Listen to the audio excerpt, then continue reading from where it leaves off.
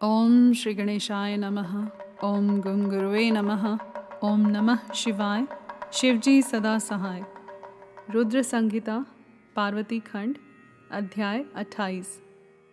पार्वती जी का परमेश्वर शिव की महत्ता का प्रतिपादन करना, रोष पूर्वक जटिल ब्राह्मण को फटकारना, सखी द्वारा उन्हें फिर बोलने से रोकना तथा भगवान शिव का उन्हें प्रत्यक्ष दर्शन दे अपने साथ चलने के लिए कहना। पार्वती बोली, बाबा जी, अब तक तो मैंने यह समझा था कि कोई दूसरे ज्ञानी महात्मा आ गए हैं, परंतु अब सब ज्ञात हो गया। आपकी कलई खुल गई।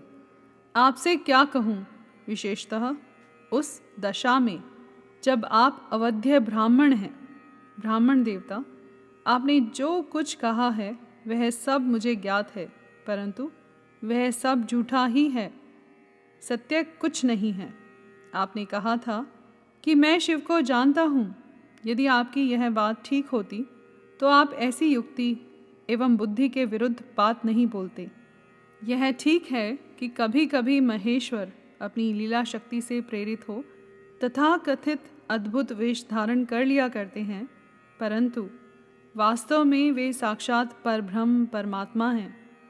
उन्होंने स्वेच्छा से ही शरीर धारण किया है।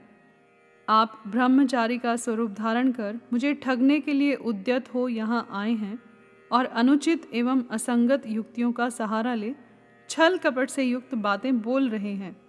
मैं भगवान शंकर के स्वरूप को भली भांति जानती हूँ, इसलिए यथा योग्य विचार करके उनके तत्व का वर्णन करती हूँ। वास्तव में शिव निर्गुण ब्रह्म हैं, कारणवश सगुण हो गए हैं।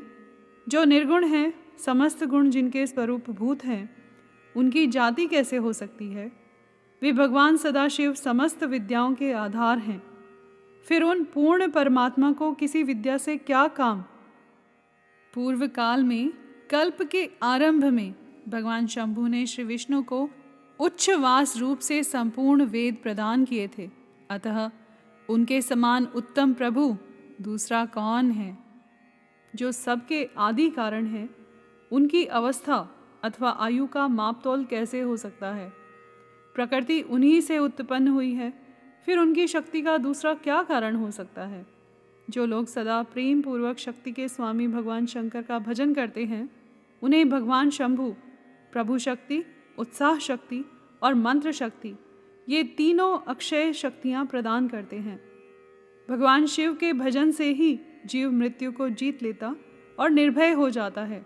इसलिए तीनों लोकों में उनका मृत्युंजय नाम प्रसिद्ध है।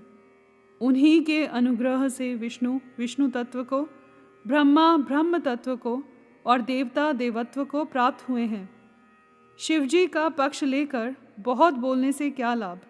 वे भगवान स्वयं ही महाप्रभु हैं। कल्याण रूपी शिव की सेवा से यहाँ कौन सा मनोरथ सिद्ध नहीं हो सकता? उन महादेव जी के पास किस बात की कमी है जो वे भगवान सदाशिव स्वयं मुझे पाने की इच्छा करें? यदि शंकर की सेवा न करें तो मनुष्य 7 जन्मों तक दरिद्र होता है, और उन्हीं की सेवा से सेवक को लोक में कभी नष्ट न होने वाली लक्ष्मी प्राप्त होती है। जिनके सामने 8 सिद्धियां नित्य आकर सिर नीचा किए इस इच्छा से नृत्य करती हैं कि वे भगवान हम पर संतुष्ट हो जाएं, उनके लिए कोई भी हितकर वस्तु दुर्लभ कैसे हो सकती है? यद्यपि यहाँ मांगलिक कही जाने वाली वस्तुएं शंकर का सेवन नहीं करती, तथापि उनके स्मरण मात्र से ही सबका मंगल होता है। जिनकी पूजा के प्रभाव से उपासक की संपूर्ण कामनाएं सिद्ध हो जाती हैं, सदा निर्विकार रहने वाले उन परमात्मा शिव में विकार कहाँ से आ सकता है? जिस पुरुष के मुख में निरंतर शिव यह मंगलमय नाम निवास करता है, उसके दर्शन मात्र से ही अन्य सब सदा पवित्र होते हैं।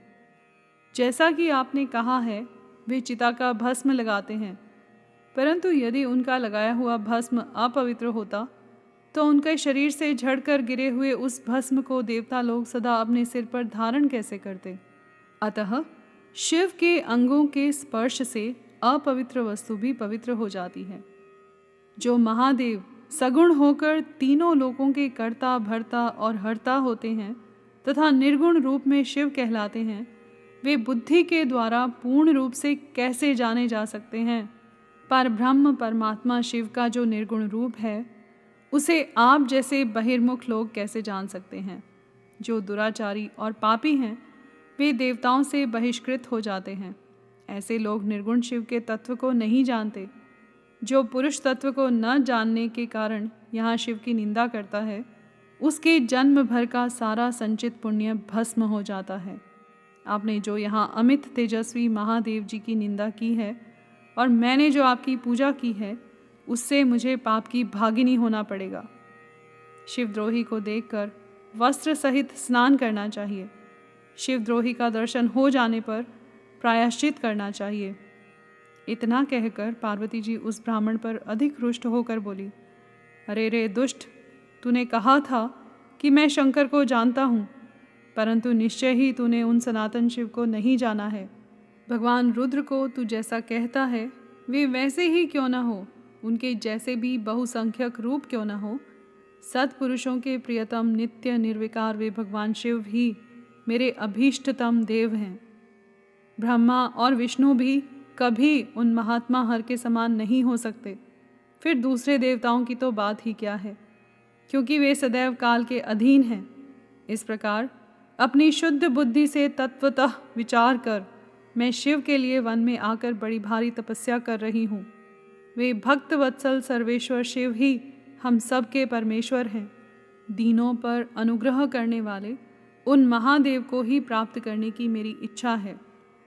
ब्रह्मा जी कहते हैं, नारद, ऐसा कहकर गिरिराज नंदिनी गिरिजा चुप हो गई और निर्विकार चित्त से भगवान शिव का ध्यान करने लगी।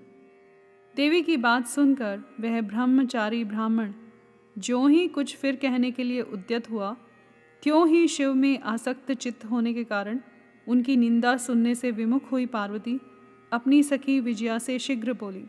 पार्वती ने कहा, सखी, इस अधम ब्राह्मण को यत्नपूर्वक रोको। यह फिर कुछ कहना चाहता है।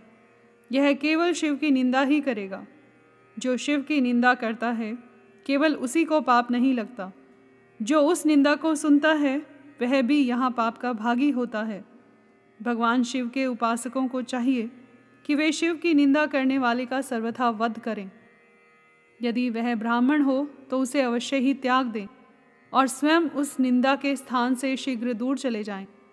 यह दुष्ट ब्राह्मण फिर शिव की निंदा करेगा। ब्राह्मण होने के कारण यह वध्य तो है नहीं, अतः त्याग देने योग्य है। किसी तरह भी इसका मुंह नहीं देखना चाहिए। इस स्थान को छोड़कर हम लोग आज ही किसी दूसरे स्थान में शीघ्र चली चलें, जिससे फिर इस अज्ञानी के साथ बात करने का अवसर न मिले। ब्रह्मा जी कहते हैं, नारद, ऐसा कहकर उमा ने ज्यों ही अन्यत्र जाने के लिए पैर उठाया, त्यों ही भगवान शिव ने अपने साक्षात स्वरूप से प्रकट हो प्रिया पार्वती का हाथ पकड़ लिया। शिवा जैसे स्वरूप का ध्यान करती थीं, वैसा ही सुंदर रूप धारण करके शिव ने उन्हें दर्शन दिया। पार्वती ने लज्जावश अपना मुंह नीचे की ओर कर लिया। तब भगवान शिव उनसे बोले, प्रिय, मुझे छोड़कर कहाँ जाओगी? अब मैं फिर कभी तुम्हारा त्याग नहीं करूँगा। मैं प्रसन्न हूँ, वर मांगो। मुझे तुम्हारे लिए कुछ भी अदेय नहीं है। देवी, आज से मैं तपस्या के मोल खरीदा हुआ तुम्हारा दास हूँ। तुम्हारे सौंदर्य ने भी मुझे मोह लिया है। अब तुम्हारे बिना मुझे एक क्षण भी युग के समान जान पड़ता है। लज्जा छोड़ो, तुम तो मेरी सनातन पत्नी हो, गिरिराज नंदिनी, महेश्वरी। मैंने जो कुछ कहा है उस पर श्रेष्ठ बुद्धि से विचार करो। सुस्थिर चित्त वाली पार्वती, मैंने नाना प्रकार से तुम्हारी बारंबार परीक्षा ली है। लोक लीला का अनुसरण करने वाले मुझ स्वजन के अपराध को क्षमा कर दो। शिवे, तीनों लोकों में तुम्हारी जैसी अनुरागिणी मुझे दूसरी कोई नहीं दिखाई देती। मैं सर्वथा तुम्हारे अधीन हूँ। तुम्हारी इच्छा पूर्ण हो। प्रिय, मेरे पास आओ। तुम मेरी पत्नी हो और मैं तुम्हारा वर हूँ। तुम्हारे साथ मैं शीघ्र ही अपने निवास स्थान उत्तम पर्वत कैलाश को चलूँगा।